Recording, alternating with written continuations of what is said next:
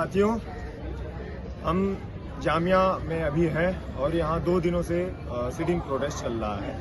आज दूसरा दिन है और हम देख रहे हैं कि लगातार जामिया एडमिन की तरफ से थ्रेट दिया जा रहा है और अभी आसपास का जो माहौल है वो इस तरह से है कि जामिया को एक मौका मिले कि इस प्रोटेस्ट को किस तरह से डिस्पर्स किया जाए।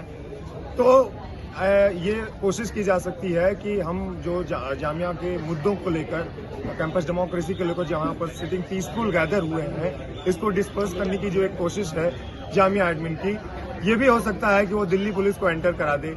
ये भी हो सकता है कि वो ये कहे कि सिक्योरिटी पर्पस से हम आपको कैंपस खाली करवा रहे हैं। तो हम आपसे अपील कर रहे हैं कि आप ज्यादा से ज्यादा नंबर्स में सेंट्रल कैंटीन में आए और हमारे साथ खड़े हों।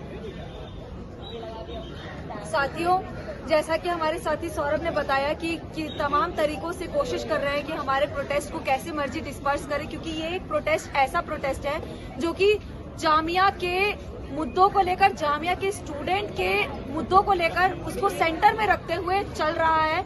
और क्योंकि आप देख रहे हैं लगातार कि इस तरह से जो हम प्रोटेस्ट कर रहे हैं वो एक तरह का कल्चरल फॉर्म में कर रहे हैं, एक तरह का सिंबॉलिक फॉर्म में कर रहे हैं, एक तरह साइलेंट और पीसफुल तरीके से कर रहे हैं। तो जामिया का एडमिन भी हम पर एक्शन लेने में 10 बार सोच रहा है, क्योंकि सोच क्या रहा है कि वो कर भी नहीं सकता, उसके हाथ कांप रहा है बेसिकली। तो हमारे लिए वो तरह तरह के टैक्टिक्स अपना सकता है कि वो किस तरह से हमारे प्रोटेस्ट को खराब करे, और वो लगातार कर रहा है, इसके बारे में सोच रहा है। तो हम लोग सिर्फ अपील करना चाहते हैं कि आप लोग आइए और हमारे साथ ज्वाइन कीजिए। हमारे लिए बहुत जरूरी है, क्योंकि ये हमारा और आपका मुद्दा है और बहुत जरूरी है यहाँ पर आप लोगों का शामिल होना।